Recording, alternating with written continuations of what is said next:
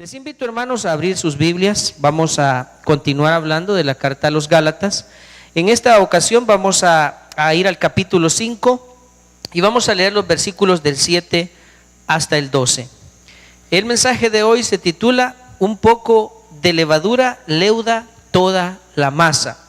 Y el propósito de la meditación de esta noche, hermanos, es enfatizar cómo los pequeños detalles en cualquier cosa, ya sea para bien o para mal, las cosas pequeñas, si no se pueden llegar a ser trascendentes. Ese es el asunto.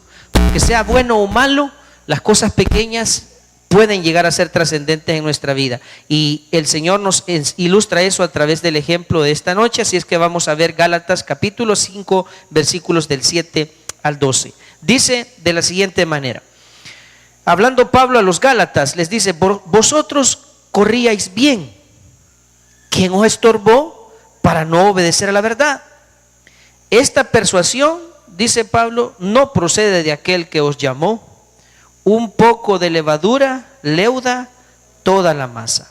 Yo confío respecto de vosotros en el Señor, que no pensaréis de otro modo, mas el que os perturba llevará la sentencia, quien quiera que sea. Y yo, hermanos, si aún predico la circuncisión, ¿por qué padezco persecución todavía? En tal caso, se ha quitado el tropiezo de la cruz. Ojalá se mutilasen los que os perturban. Hasta ahí leemos y oramos. Señor, en esta noche queremos escuchar tu voz. Esa es la razón por la que estamos aquí, para oírte hablar a nuestras vidas. Edifícanos, instrúyenos, corrígenos. Anhelamos, Señor, deseamos ser renovados en tu presencia esta noche. Padre, te damos gracias por tu obra en nosotros, por cómo tú nos has rescatado de nuestra vana manera de vivir, y poco a poco, Señor, nos has ido añadiendo a nuestra vida virtud y bendición, Señor. Por todo eso, esta noche te damos gracias, Padre. Te bendecimos, mi Dios, con todo y de lo más profundo de nuestro corazón. Bendecimos tu nombre y te damos gracias por lo bueno que tú eres. Háblanos esta noche, Dios mío. Nuestros oídos, nuestra mente y nuestro corazón están dispuestos y atentos para recibir lo que tú nos vas a decir en esta hora. Gracias te damos, Padre. A ti te damos la gloria y la honra, mi Dios, en el nombre de Jesucristo nuestro Señor. Amén. Bueno, lo primero que dice Pablo en este pasaje es: vosotros corríais bien. Vamos a tratar de recordar de qué estamos hablando. Pablo le escribe a los Gálatas a raíz de que ellos habían sido influenciados por los judaizantes a cambiar de forma de pensar, a cambiar también su manera de agradar a Dios, ¿verdad? Ellos ya habían llegado de nuevo, no habían llegado de nuevo, más bien habían llegado a decirles que tenían que cumplir con todos los rituales del judaísmo para poder ser salvos. Ese es el contexto en el que se escribe esta carta. Pero quien les había anunciado primeramente el evangelio había sido Pablo. Pablo les había anunciado el evangelio de la gracia. Por eso es que el versículo 7 comienza diciendo: vosotros corríais bien. Ese corríais bien es porque Pablo compara la vida del cristiano con una carrera. Hay muchos pasajes en la Biblia que comparan la vida del cristiano con una carrera. La Biblia dice en la carta a los Hebreos, dice: despojémonos de todo peso y del pecado que nos asedia y corramos con paciencia la carrera que tenemos por delante. La vida cristiana, hasta el momento en el que Dios decida ponerle fin, ya sea porque Él viene de regreso o porque nosotros somos llamados a su presencia, tiene un periodo de tiempo que ninguno de nosotros sabe con exactitud cuánto durará nuestra carrera. Lo que el Señor quiere es que nosotros corramos en pos de Él.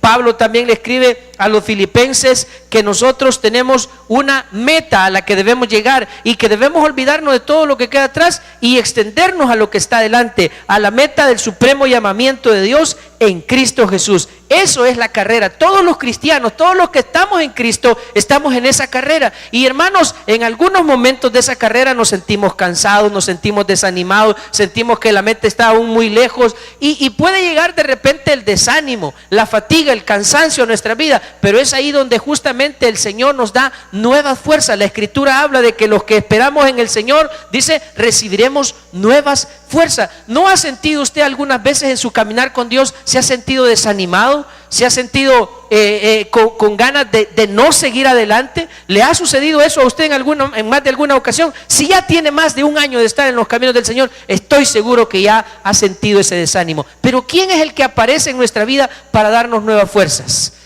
Es Dios.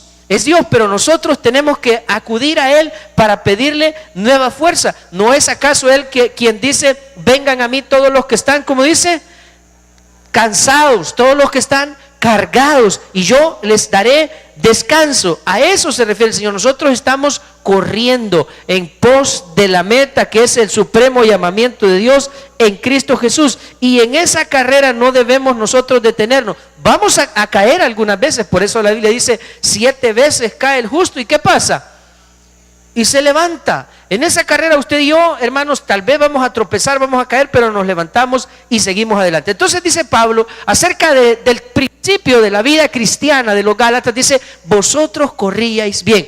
Es decir, que estaban llevando una vida que era agradable a Dios, hasta que llegan estos judaizantes a Galacia y comienzan a influenciar a los cristianos y a decirle, tienen que circuncidarse, tienen que guardar los días, los meses, los años, etcétera, y todas las costumbres y todos los ritos de la religión judía se los impusieron, y muchos de ellos de manera incauta empezaron a practicarlos, empezaron a obedecer las costumbres y las tradiciones de los judíos. Y por eso Pablo dice, ustedes corrían bien, ustedes iban bien, hasta que alguien vino y les echó zancadilla. Porque eso literalmente, la palabra de donde se traduce en la pregunta que continúa allí en el verso 7, ¿quién os estorbó?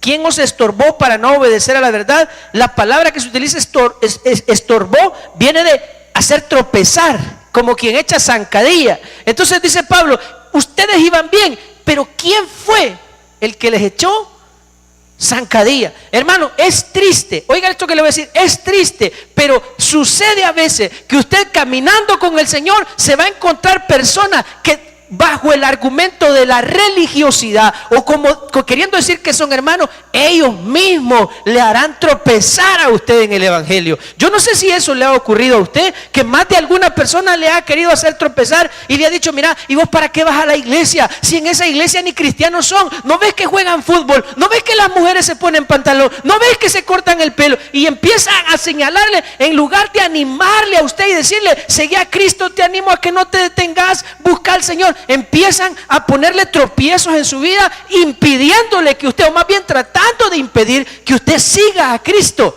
Eso, hermano, es la triste realidad del evangelio.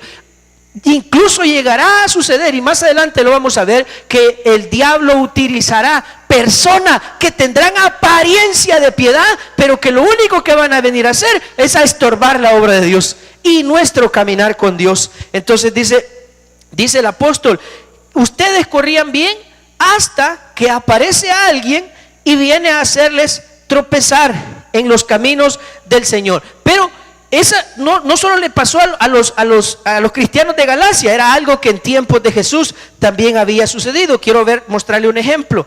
Vaya conmigo por favor a Mateo capítulo 23 y versículo 4, por favor. Mateo capítulo 23 y versículo 4. Dice Jesús hablando de los fariseos, más bien echándoles en cara a ellos, porque estas palabras Jesús les dijo a los fariseos, porque les dice, atan cargas pesadas y difíciles de llevar y las ponen sobre los hombros de los hombres, pero ellos ni con un dedo, dice, quieren moverlas.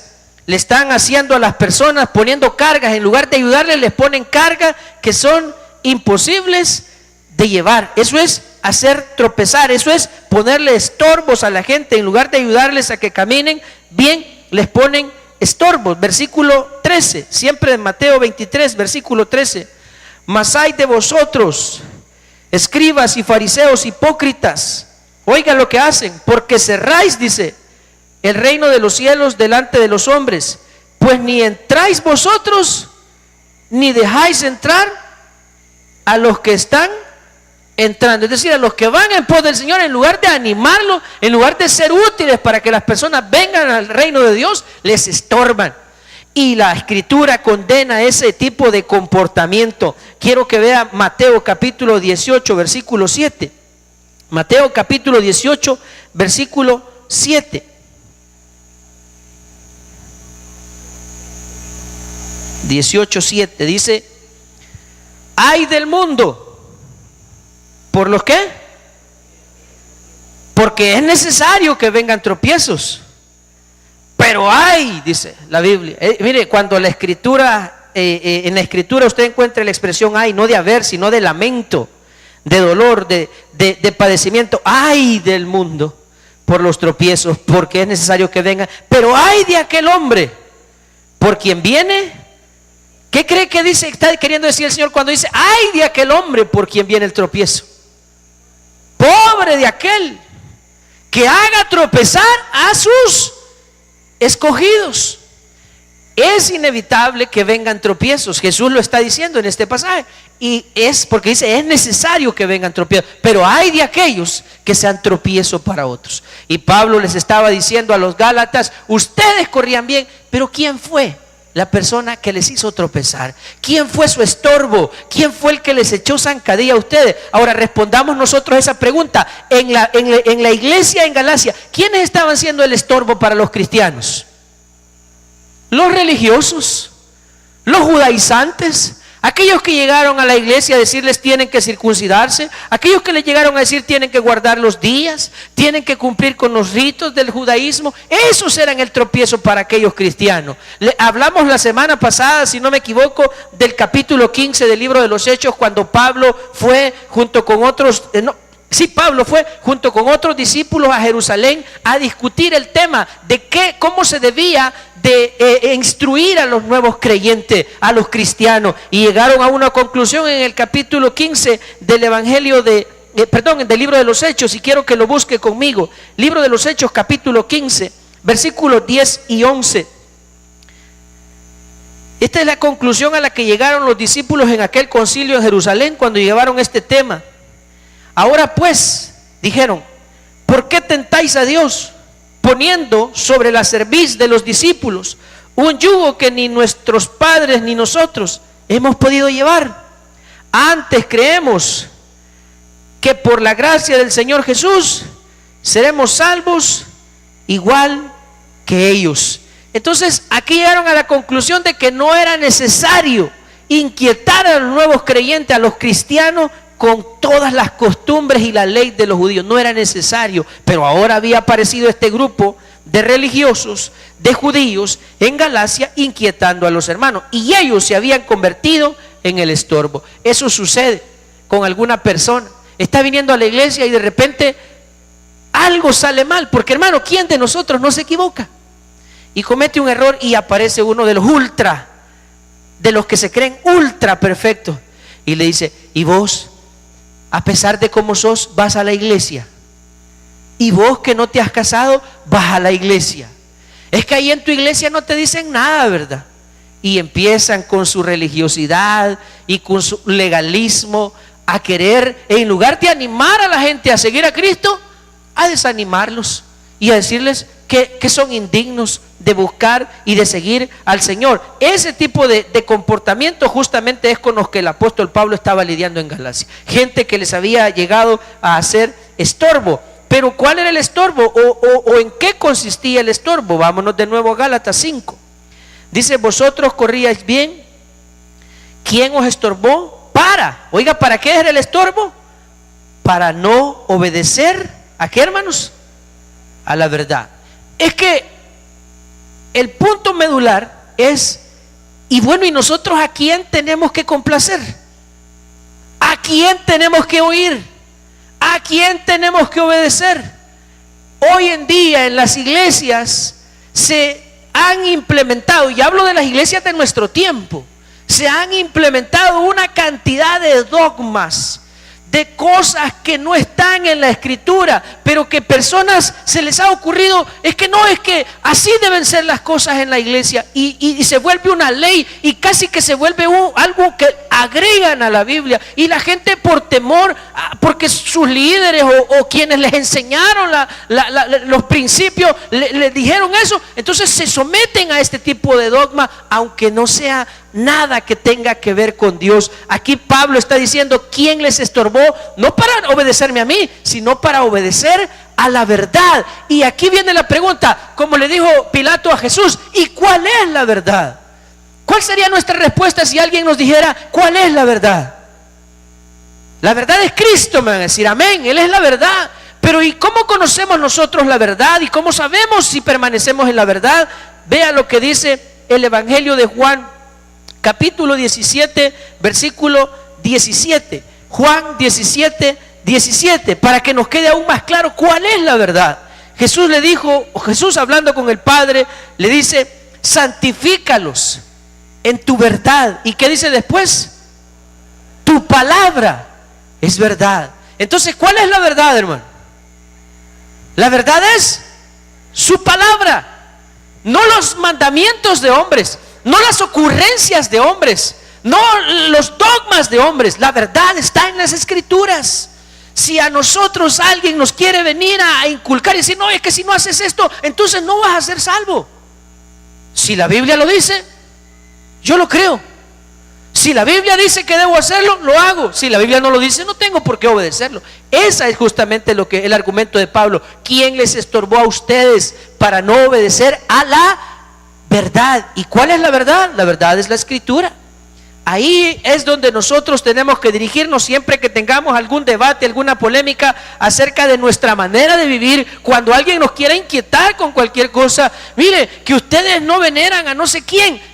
Si la Biblia dice que al único que tenemos que adorar es a Dios. Si alguien: no, mire, pero es que ustedes no se arrodillan delante de no sé quién. No, es que la Biblia dice que al único que nosotros debemos honrar es a Dios. Entonces ese es debe ser nuestra fuente de consulta permanente de si estamos en la verdad. Que nadie nos inquiete, que nadie nos ponga tropiezo acerca de ninguna de esas cosas para movernos de la verdad, para no obedecer a la verdad. Y ahora entendemos que la verdad está en su palabra. Y luego dice en el siguiente versículo, volviendo a Gálatas 5, dice: esta persuasión, se refiere a esa insistencia por parte de los judíos para apartarlos de la verdad. Esta persuasión, dice, no procede de aquel que os llama. Es decir, Pablo le está abriendo los ojos a los cristianos de Galacia y les dice: esos que vinieron a decirles a ustedes que se circunciden y que guarden la ley para salvarse, esas cosas que ellos vinieron a hacer no vienen de Dios. Aunque parezcan religiosas, no vienen de Dios. Eso les dice en el versículo 8: esta persuasión no procede de aquel que os llamó. ¿Por qué, hermano? Porque es lo que yo le decía. Recordemos que aún el diablo se disfraza como ángel de luz. Vaya conmigo a la segunda carta a los Corintios, capítulo 11, por favor, versículos del 13 al 15. Una de las artimañas del diablo es hacerse pasar por un mensajero de Dios y venirnos a confundir y a desviarnos de nuestro blanco perfecto, que es Cristo, y del camino correcto, que es la verdad. Dice segunda a los Corintios 11, del 13 al 15: porque estos, dice, son falsos apóstoles, escribe Pablo, obreros fraudulentos, que se disfrazan como apóstoles de Cristo. Y dice Pablo: y eso no es cosa asombrosa, o sea, y no es maravilla. O sea, no deberíamos de asombrarnos de saber que hay personas que se disfrazan como siervos de Dios, porque el mismo Satanás se disfraza como ángel de luz. Así que no es extraño si también sus ministros, ¿ministros de quién? ¿A qué ministros se refiere el versículo 15? Los ministros de Satanás. No es extraño si también sus ministros se disfrazan como ministros de justicia, es decir, ministros del bien, de la verdad, de lo correcto. Se disfrazan como ministros de la justicia, cuyo fin será conforme a sus obras. Entonces, hay personas que pueden venir, como poníamos el ejemplo el otro día. Creo que el domingo en la mañana hablábamos de sectas como creciendo en gracia. Sectas como, bueno, y hay otras sectas que se disfrazan, como utilizan el nombre de Jesús, como los mormones, por ejemplo. Y hay otro tipo de sectas ahí que utilizan el nombre de Jesús, pero es para apartarnos de la verdad, para apartarnos de Jesús. Los testigos de Jehová son otros que niegan la divinidad de Cristo. ¿Y quién es el anticristo? Dice la Escritura: todo aquel que niega que Jesucristo ha venido en carne. Entonces, si usted me pregunta, hermano, mire, y yo no vengo en esta noche a criticar a ninguno de ellos, pero sí es necesario que la iglesia sepa: no todo lo que brilla es oro. Y el apóstol Pablo les dice: a ustedes alguien vino a estorbarlos. Pero yo quiero decirle que esa persuasión, esa enseñanza de esa gente no provienen de Dios, no provienen del que los llamó, no provienen del que los escogió, los justificó y los redimió. No provienen de él, sino que provienen del enemigo, que también tiene ministros, y sus ministros son expertos en disfrazarse como ministros y apóstoles de Cristo. Así es que la iglesia también debe tener este conocimiento, debe tener también la habilidad para saber identificar cuando algo no viene de Dios. Eso es una de los dones que usted y yo tenemos que poder desarrollar en nuestra vida, hermano. El discernimiento de espíritu, el saber cuando alguien nos está mintiendo, cuando alguien se está aprovechando de nosotros, cuando alguien nos está desviando de la verdad. Y una de las maneras fáciles, o más bien de las más sutiles para desviar a los cristianos, es con las cosas materiales, hermano. Cuando nos empiezan a ofrecer que, hermano, que usted siempre que haga esto, que dé lo otro, porque le va a ir bien y va a tener dinero y va a prosperar. Entonces como que nos endulzan el oído: dinero, dinero, dinero, riqueza, riqueza. Y por ahí nos vamos fácilmente. Casi que nos dejan dormidos, nos dejan hipnotizados con ese tipo de artimaña. Y debemos tener cuidado, porque Cristo Jesús, si bien es cierto, Él dijo que no nos iba a hacer falta nada y que íbamos a tener abundancia de todo, lo que Jesús nos fueron riquezas. Y más bien las riquezas que el Señor nos ofrece no están en esta vida. La Biblia dice: haceos tesoros en el cielo, donde ni la polilla ni el orín corrompen, ni ladrones minan ni hurtan. Y no os hagáis tesoros aquí en la tierra, dijo el Señor. Así es que tenemos que tener cuidado, porque los obreros fraudulentos tratarán de desviarnos de la verdad, como estaba pasando con los cristianos en Galacia. Y les decía Pablo: esa persuasión no procede del que os llamó. El que os llamó, es decir, el que nos está llamando. ¿Por qué? Porque dice la Escritura que Jesús es el buen pastor. Y Jesús dijo: y mis ovejas oyen mi voz y me siguen. Es decir, que Jesús no solo vino a repartir boletos. Bueno, a ver, ¿quién quiere ser salvo? Aquí tiene el suyo, aquí tiene el suyo. Vaya y viva como quiera, ya tiene su boleto, ya lo espero en el cielo. Jesús no vino a eso. Jesús vino y llamó a los suyos. ¿Para qué? Para que lo siguieran y estuvieran con Él para siempre. ¿Por qué digo para siempre? Alguien dice: no, yo voy a seguir a Cristo hasta que me muera. Yo le tengo noticias: si usted es un hijo de Dios, no va a seguir a Cristo hasta que se muera. Usted lo va a seguir hasta la eternidad, porque cuando usted se muera, lo único que va a hacer es dejar ese envase, pero usted se va a ir con el Señor. ¿Y por qué Jesús dijo: voy pues a preparar lugar para que donde yo estoy, vosotros también estéis? ¿A dónde se va a ir usted cuando se vaya de esta vida?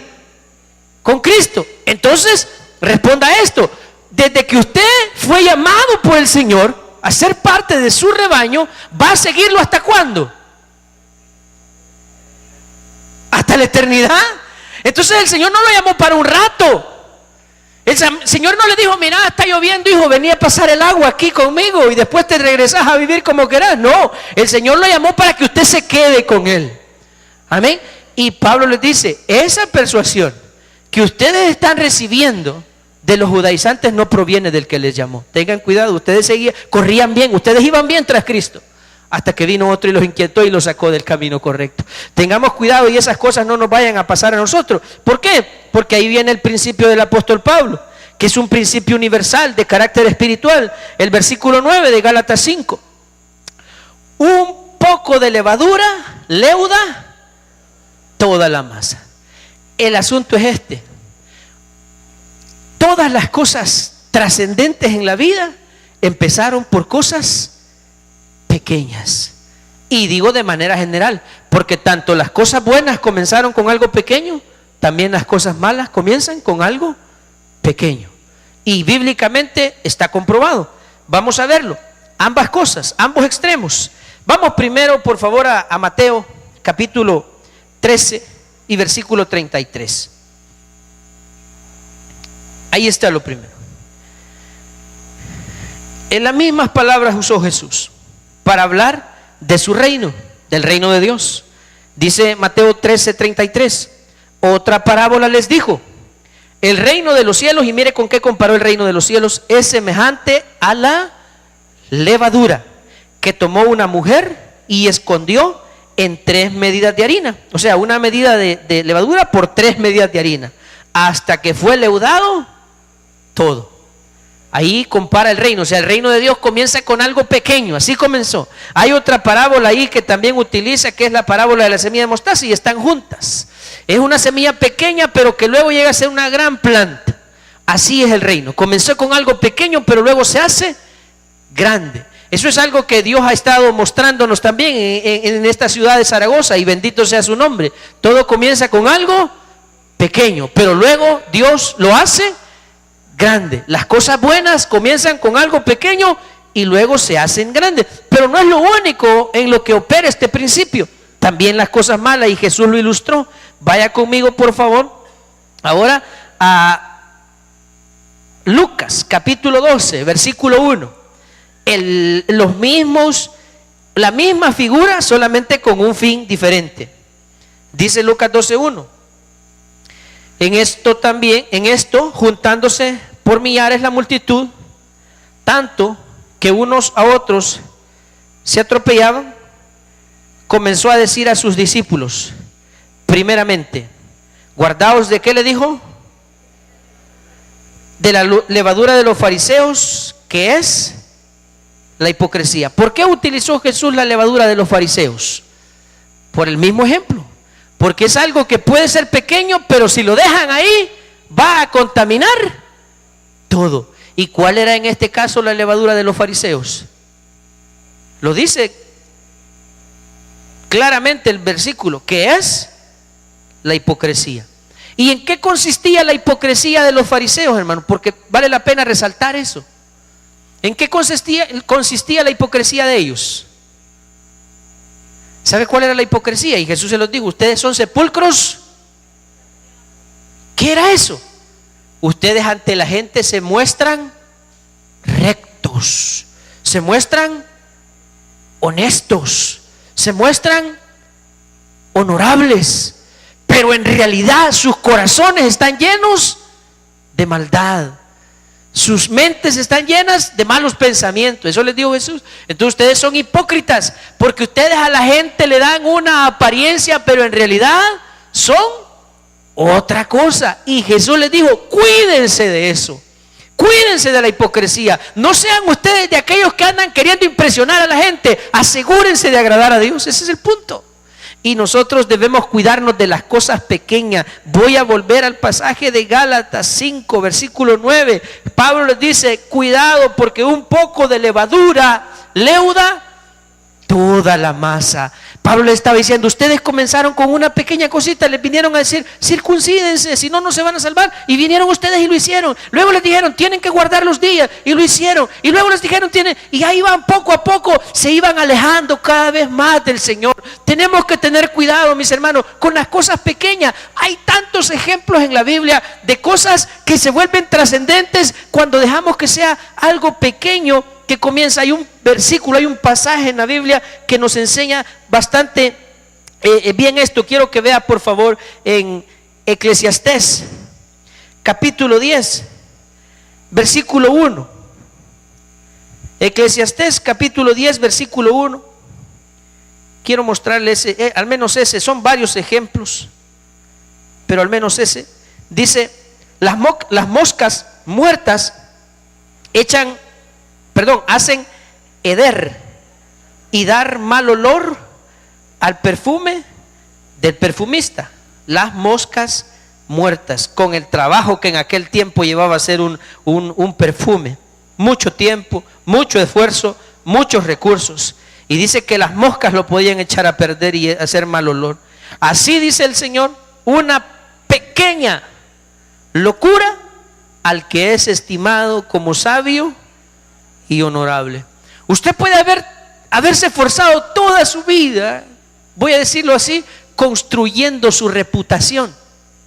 Usted puede haberse esforzado toda su vida trabajando por ser una persona honorable, pero luego hace una pequeña locura y esa pequeña locura lo echa a perder todo. Solo se me viene a mi mente la historia del hermano Jimmy Swaggart. ¿Conocen ustedes la historia del hermano Jimmy Swaggart? Si no la conocen, pues investíguela, yo no se la voy a contar. Un hombre de Dios que por una pequeña locura echó a perder mucho. Así dice el Señor, las pequeñas cosas, si no tenemos cuidado de las pequeñas cosas en nuestra vida, nos pueden hacer un serio daño, hermano, espiritual.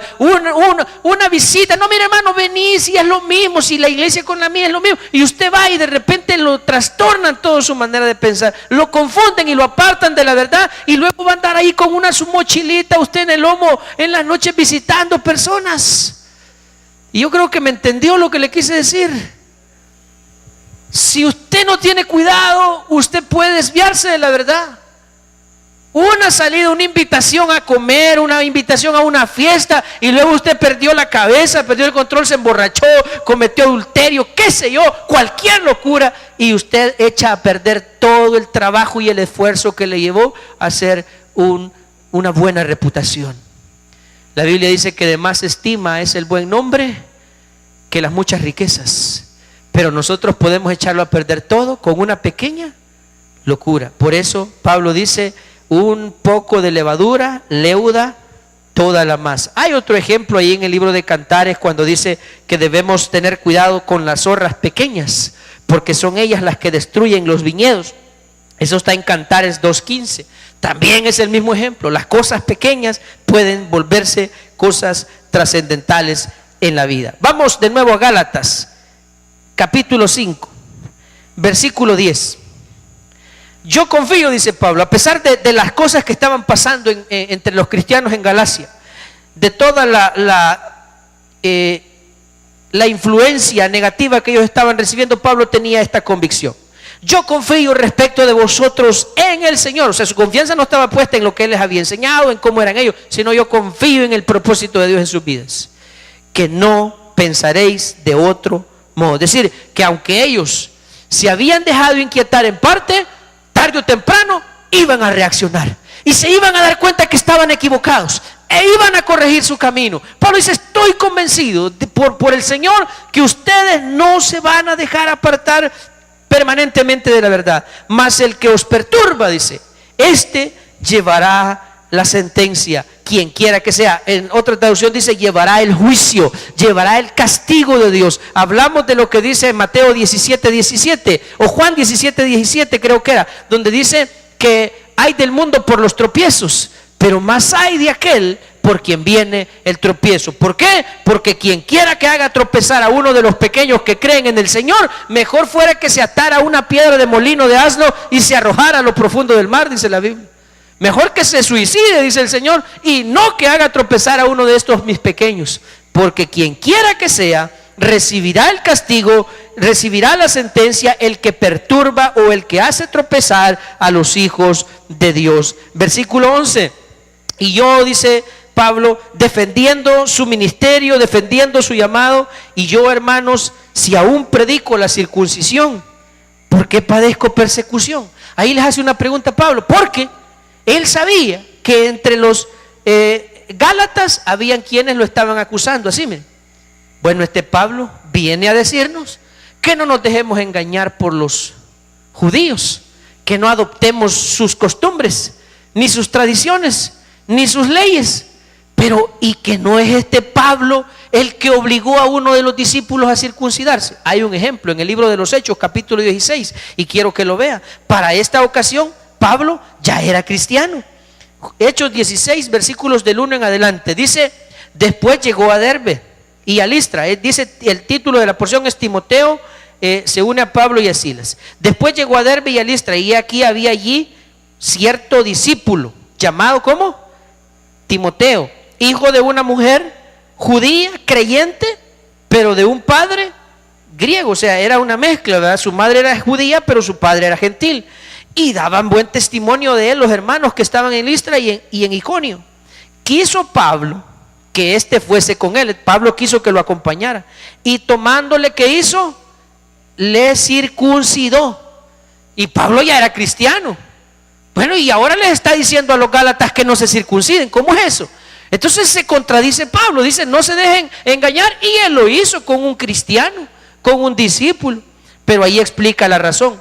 Le circuncidó por causa de los judíos que había en aquellos lugares, porque todos sabían que su padre era griego. Entonces, para que no fuese ese el estorbo entre las personas a quienes Pablo les iba a ir a predicar, que le dijeran, ¿y por qué traes este? Si este no es judío, no es circuncidado, no te permitimos que nos vengas a enseñar con esta persona que está a tu lado. Entonces, por esa razón Pablo hizo que él se circuncidara, no porque creyera que fuese necesario para alcanzar salvación, sino para evitar que hubiese discusiones por ese tema. Versículo 4: y al pasar por las ciudades les entregaban las ordenanzas que habían acordado los apóstoles y los ancianos que estaban en Jerusalén para que las guardasen. Así que las iglesias eran confirmadas en la fe y aumentaban en número cada día. Es decir, el propósito se logró, que la iglesia siguiera avanzando. Por esa razón Pablo le hizo más bien que Timoteo se circuncidara. Ahora, eso era de lo que acusaban a Pablo, y por eso allá en Gálatas 5:11 él defiende su ministerio y dice,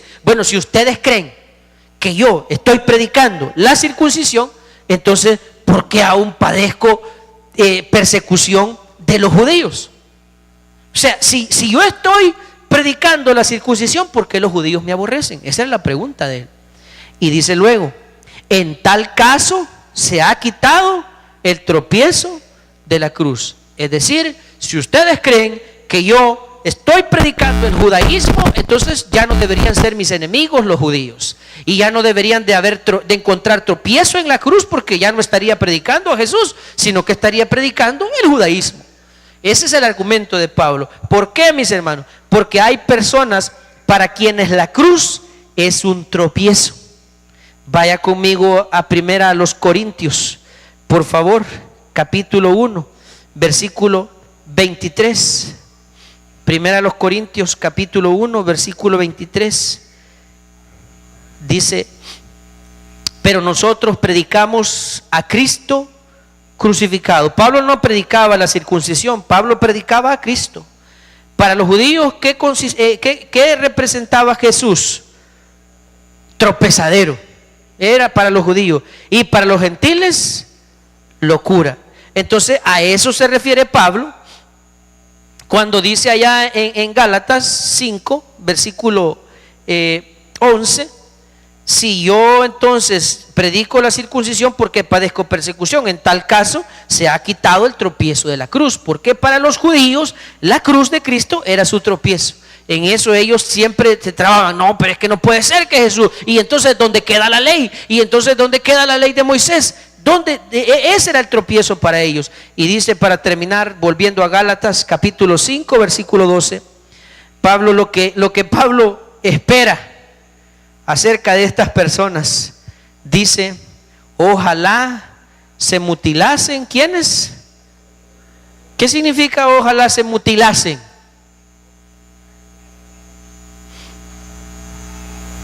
Ojalá se desaparecieran los que os perturban. Y es que la Biblia dice algo acerca de los que son tropiezo en los caminos del Señor. Y yo quiero mostrarles al menos un pasaje que tengo por aquí que habla acerca de esos tropiezos. Déjeme ver. Vaya conmigo a Filipenses capítulo 3, versículo 12.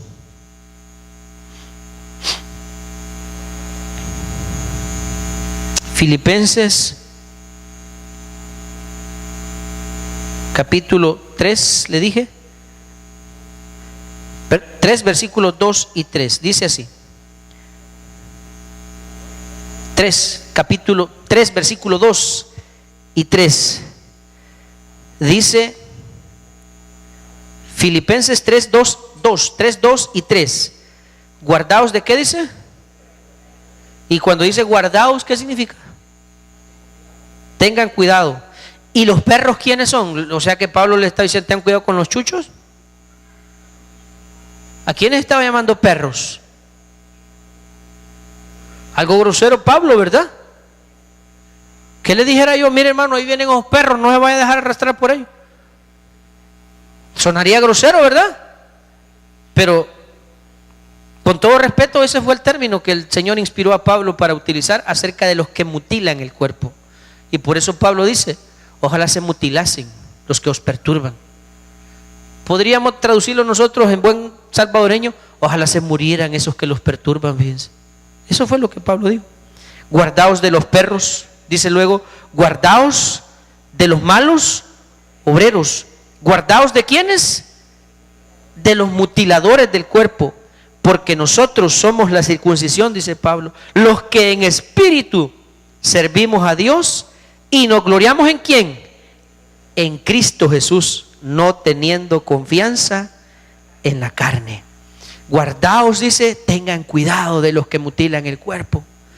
Perros lo llamó Pablo ahí, de esos que nos quieren apartar del Señor con dogmas, con rudimentos, con tradiciones, con mandamientos de hombres, con costumbres, con ideas humanas, con filosofía, con cualquier clase de tontería que quieren desviar nuestra atención de Cristo. De esa gente guardémonos, de sus enseñanzas guardémonos, de sus mentiras guardémonos, porque una pequeña cosa puede echarlo a perder todo. Eso les dijo Pablo, un poco de levadura leuda toda la masa. Pero yo confío en el Señor, dijo Pablo, que ustedes no van a cambiar de manera de pensar, que ustedes van a seguir fieles al que los llamó, y aquel que os haya perturbado llevará la sentencia. Cierre sus ojos, hermano, y oremos al Señor. Dios mío,